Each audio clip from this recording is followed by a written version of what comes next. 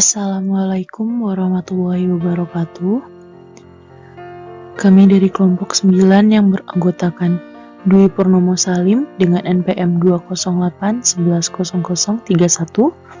Geo Devi Hernanda dengan NPM 208110159, Reski Rita Desya dengan NPM 208110078, dan Revina Safa Nabila dengan NPM 208110009.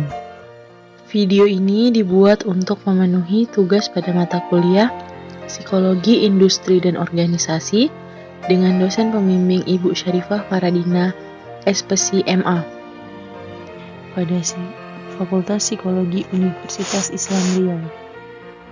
Dengan materi mengenai Ocean Personality Test. Baiklah, kita masuk ke dalam materi yang pertama, yaitu sejarah Ocean Personality Test. Ocean Personality Test adalah tes untuk mengetahui kepribadian seseorang, yang dimana Ocean terdiri atas openness, conscientiousness, extraversion, agreeableness, serta neuroticism. Lewis Goldberg merupakan orang yang memberikan nama The Big Five pada jenis tes kepribadian, yaitu sekarang disebut sebagai Ocean dan dikembangkan oleh Costa dan McCrae, yang mana merupakan tes yang dianggap akurat dan banyak dipakai oleh perusahaan-perusahaan untuk mengetahui dan menempatkan karyawan yang tepat pada suatu pekerjaan.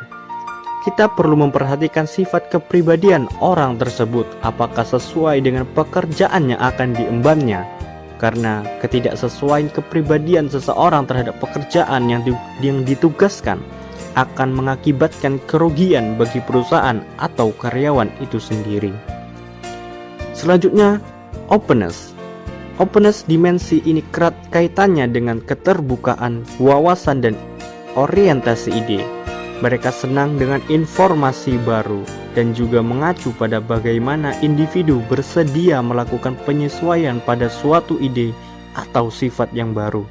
Mudah bertoleransi, memiliki kapasitas untuk menyerap informasi, fokus dan kreatif dan artistik.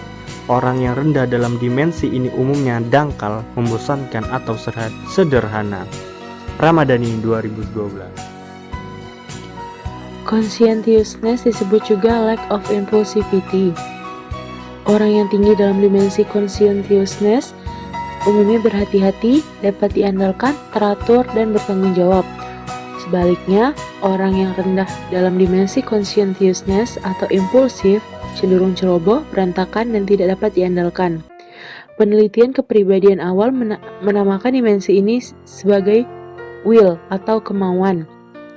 Extraversion atau ekstraversi. Extraversion mencerminkan kecenderungan intensitas seseorang yang mencari interaksi dengan lingkungan sekitarnya secara sosial. Dimensi kepribadian extraversion ini berkaitan dengan tingkat kenyamanan seseorang dalam berinteraksi dengan orang lain. Karakteristik positif individu extraversion adalah senang bergaul, mudah bersosialisasi, hidup berkelompok, dan tegas. Sebaliknya, individu yang introversion atau kebalikan dari extraversion adalah mereka yang pemalu, suka menyendiri, penakut, dan pendiam. Yang keempat, ada namanya agreeableness, yaitu mudah akur atau mudah bersepakat.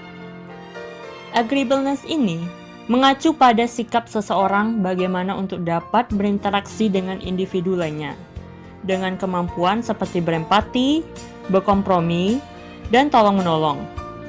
Dimensi kepribadian agreeableness ini cenderung lebih patuh dengan individu lainnya dan memiliki kepribadian yang ingin menghindari konflik. Karakteristik positifnya adalah kooperatif, yaitu dapat bekerja sama, penuh kepercayaan, bersifat baik, hangat, dan berhati lembut, serta suka membantu. Kebalikan dari sifat agreeableness ini adalah individu yang tidak mudah bersepakat dengan individu lainnya, karena suka menentang, bersifat dingin, dan tidak ramah. Yang terakhir adalah neuroticism, atau kita sebut juga sebagai neurotisme. Neuroticism ini adalah seberapa emosional seseorang tersebut dalam menghadapi situasi. neuroticism ini sebagai aspek yang paling mempengaruhi aspek lainnya dalam kepribadian seseorang. Karakteristik positif dari neuroticism ini disebut dengan emotional stability, yaitu di mana individu dengan emosional yang stabil cenderung tenang saat menghadapi masalah, selalu percaya diri, memiliki pendirian yang teguh. Sedangkan karakteristik kepribadian neuroticism yang negatif adalah mudah gugup, depresi, tidak percaya diri, dan mudah berubah pikirannya. Oleh karena itu, dimensi kepribadian neuroticism atau neurotisme ini pada dasarnya merupakan sisi negatif yang sering disebut juga dengan dimensi emotional stability, sedangkan sisi positifnya disebut sebagai natural reaction. Di mana Ocean Personality Test ini biasanya digunakan? Ocean Personality Test merupakan tes yang dianggap akurat dan biasanya digunakan oleh perusahaan untuk mengetahui kepribadian calon karyawannya. Bagaimana Ocean Personality Test itu dilakukan? Suatu opsi populer adalah metode yang menggunakan tanggapan kita terhadap sekitar 50 pertanyaan atau frasa pendek. Kita akan diminta untuk setuju atau tidak setuju dalam skala 1 sampai dengan 5 untuk setiap frasa. Berdasarkan jawaban kita, hasil yang kita dapat menunjukkan posisi kita pada spektrum untuk setiap sifat. Alat ukur kepribadian Big Five, ada berbagai alat ukur yang dikembangkan untuk mengukur kepribadian. Di antaranya, Neo-PR, HPI, PCI, Neo-FFI, AB5C, CPI, Big Five Factor Maker, dan lain-lain. Berbagai inspektori tersebut dalam penggunaannya perlu izin khusus dari penciptanya. Sebagai konsekuensi, instrumen-instrumen tersebut tidak dapat digunakan secara bebas. Kelebihan dan kekurangan Ocean Personality Test. Kelebihannya yang pertama adalah Big Five Personality dibuat berdasarkan pendekatan yang lebih sederhana. Yang kedua, Big Five Personality menemukan unit dasar kepribadian dengan menganalisa kata-kata yang digunakan orang pada umumnya dan tidak hanya dimengerti oleh pakar psikolog, namun juga oleh orang biasa. Kekurangan dari Big Five Personality ini adalah yang pertama, dari alat ukur yang telah dijelaskan di atas, penggunaannya tidak dapat dilakukan secara bebas oleh ilmuwan lain dan tidak memungkinkan untuk dilakukannya revisi. Yang kedua, untuk memperkuat kesimpulan hasil Big Five Personality ini, diperlukan analisa lain seperti analisa faktor konfirmatori untuk memperkuat kesimpulan dari hasil Big Five Personality ini. Baiklah, hanya ini yang dapat kelompok kami sampaikan. Lebih dan kurang mohon dimaafkan. Jangan lupa untuk tetap menjaga 3M dan saya akhiri dengan wabillahi taufiq wal hidayah. Wassalamualaikum warahmatullahi wabarakatuh. Have a nice day.